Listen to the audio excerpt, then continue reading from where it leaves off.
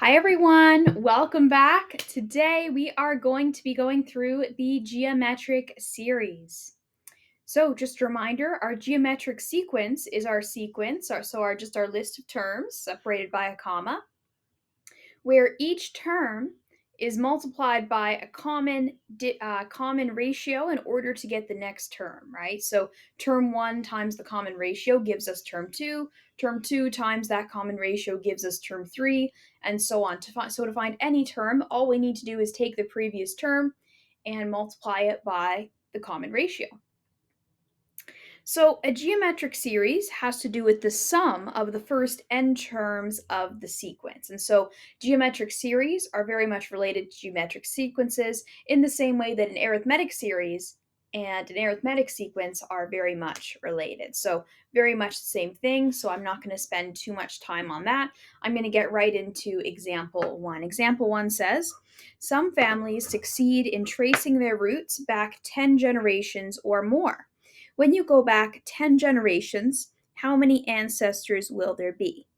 And this is assuming this isn't really a very realistic. I'll just say, because they're saying every person would have two parents, four grandparents, eight great grandparents, and so on. And I know families are a lot more complicated than that. But assuming that every is very just simple families, that every person has two grandparents, four grandparents, eight great grandparents, and so on, then what is the number of ancestors in the generation? So let's see. So the number of ancestors through the generation is two, right? Because I have two parents, four grandparents, plus eight great grandparents, plus 16 great great grandparents, and so on, plus 32, 64, 128, 256, 512, and 1024. So a long line of different people. The sum of the ancestors for 10 generations would be what? Okay, so of course we could just add all these numbers up on our calculator and find the answer, but obviously that's probably not really what we are meant to do here. What we're meant to do is to use the equation. So let's put in what is the equation for the geometric series. So the equation for the geometric series states that the sum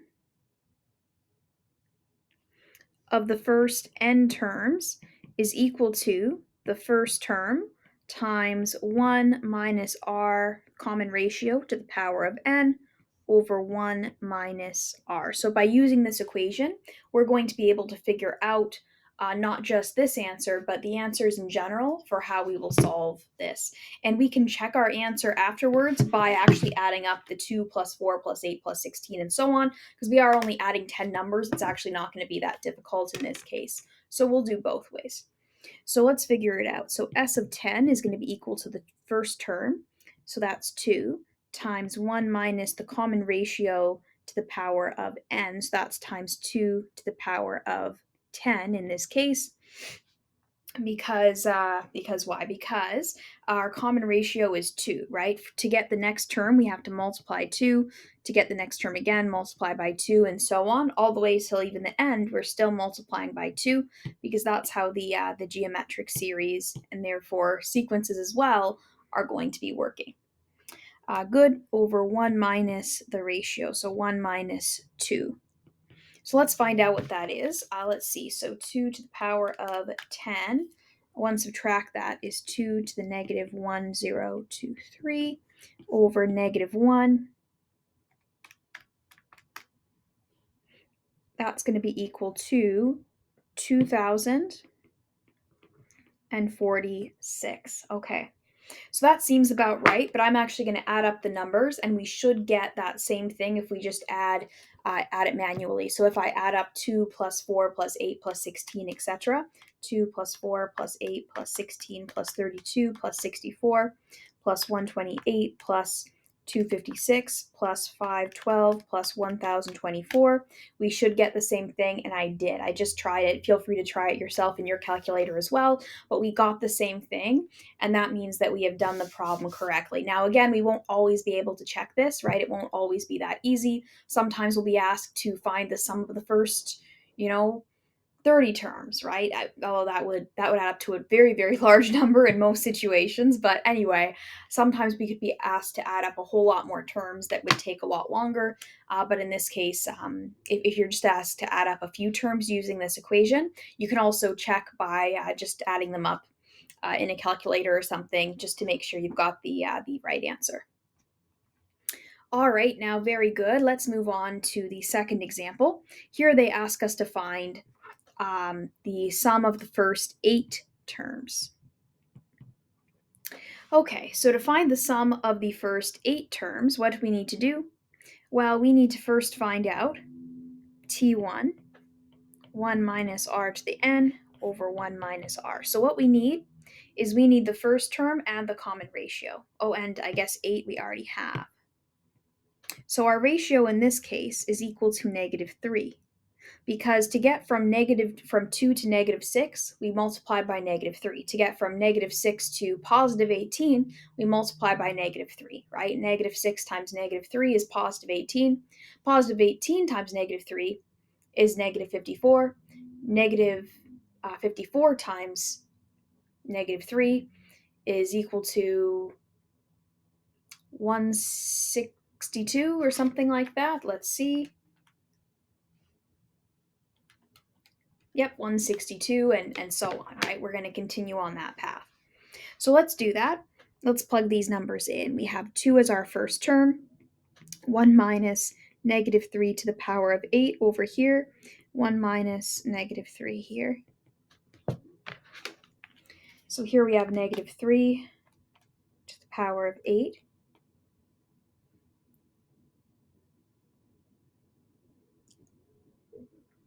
And that is going to give us a positive number, but we have a negative out here. So this is actually going to turn into 1 minus 6,561 over 4. And let's see, what's that equal to? That is going to equal negative 3,280. So a pretty small number, right? However, let's think about this and think about, well, does it make sense to us? Well, the thing is, we're adding up 8 terms, so an even number of terms, and it seems like we're getting bigger positive numbers, or sorry, bigger negative numbers, or I should say smaller negative numbers, numbers that are further into the negative, further left on our number line than positive numbers, right? We have the pairing 2 and 6. Overall, this will make -4, right? Overall, these two will make a negative number. So we're going to end up with a pretty big negative number at the end of the day. And we think about, the exponential growth. When we think about the exponential growth, when multiplying by 3 over and over, we are going to get into the thousands. And so this answer, even though it may seem, very, very small and very unintuitive to us, this is the correct answer, that the sum of the first 8 terms is indeed negative 3,280. Very good. Let's move on to another example, actually 2 more examples, and then we are done with not only this lesson, but this whole unit, so that's pretty exciting. This example 3 says, for this geometric series, find the sum of the first 8 terms. Now, in this case, since we're getting smaller, we're multiplying by a fraction, or dividing, in other words, we're actually expecting this to be, a bit more than 300, or a bit more than 375, let's say, because we're just going to be adding a few smaller things onto the end for our last 4 terms, and then we're done. So most of the addition is actually going to come from the first terms in this situation. So let's figure this one out. S of 8 is going to be equal to our first term, right? And let's actually go back to the equation, remind ourselves, 1 minus r to the n over 1 minus r. So 1 minus a half to the power of 8 over 1 minus a half. And let's solve that. 200 times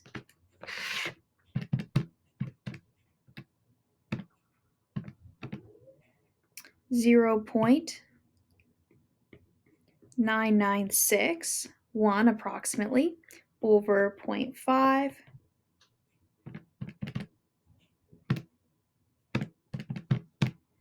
is equal to 398 0.4375.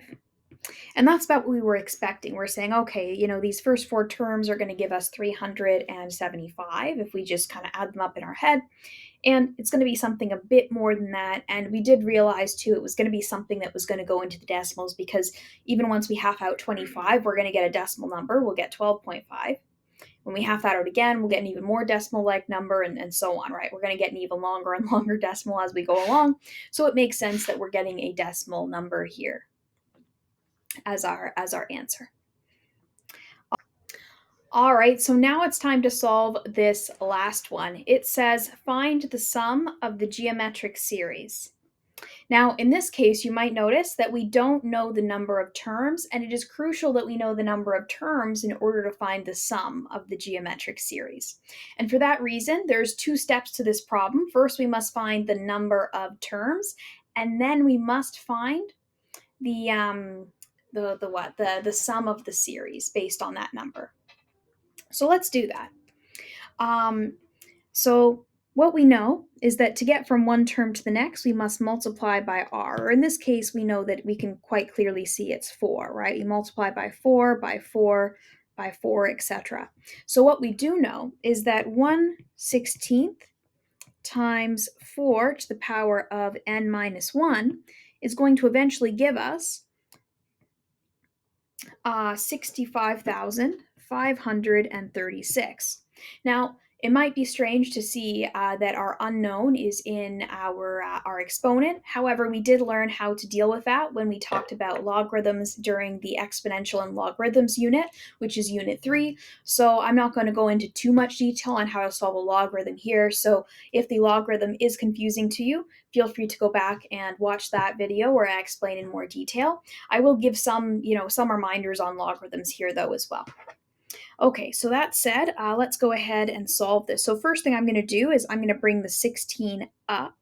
So 65,536 times 16 is equal to 1,048,576, and that's 4 to the n minus 1. Then I'm going to transform this into logarithm form. And again, if this is confusing to you how I transformed it into logarithm form, I do strongly suggest reviewing the logarithms unit, as it is an important unit for other reasons too. But basically, we know that n minus 1, which is our exponent, is equal to logarithm base 4, 1,048,576. We also know that n minus 1 must equal to, in terms of how we're going to punch it in our calculator, logarithm of 1,408,576 over logarithm of 4. Now, we're not used to getting, for these kinds of logarithms, we're not used to getting whole numbers. However, in this situation, we must get a whole number, right? If we do not get a whole number here, then we are doing something wrong, because n is supposed to represent the number of terms in this series. And that number of terms must be a whole number. It cannot be a negative number, and it cannot be a fraction or a decimal or anything like that. It must be just a whole number. So in this case, when I punch this into my calculator, I do get a whole number. I do get that n equals 1, or n minus 1, sorry, is 10. So that means n is 11. So that means there are 11 terms in the series. And so now we can start to answer the actual question that was asked, which was, what is the sum of the series? Now that we know there's 11 terms, we need to find the sum of the first 11 terms in said series.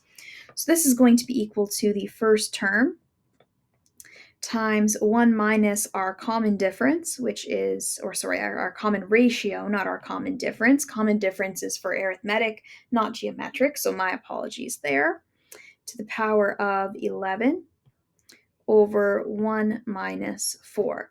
Now, before we actually do this, I'm going to talk a little bit about what are we expecting exactly? What do we think we're going to get?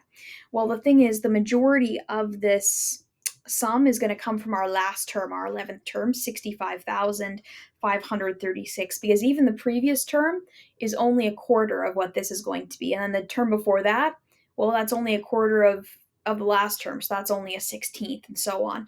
So I'm expecting to get something that's, don't get me wrong, I'm expecting something that's going to be above 65,536, but I don't expect it to be that much bigger. Like, I certainly don't expect it to be double or anywhere, super close to double or anything like that. So with that in mind, let's solve it and let's figure out what it is. All right, so I got 87,381.3125, and that makes good sense to me. That is about what I was expecting, to get something that's a chunk more than 65,536, but not that much more. Certainly nowhere near double. But yeah, that is everything for not only this lesson, but this unit. So I will see everybody in the very last unit, which is Unit 6. Unit 6 has to do with trigonometric functions and sinusoidal functions, which is going to be very exciting. So I will see everybody for Unit 6. Congratulations on finishing the unit, and we'll see you later. Bye, everyone.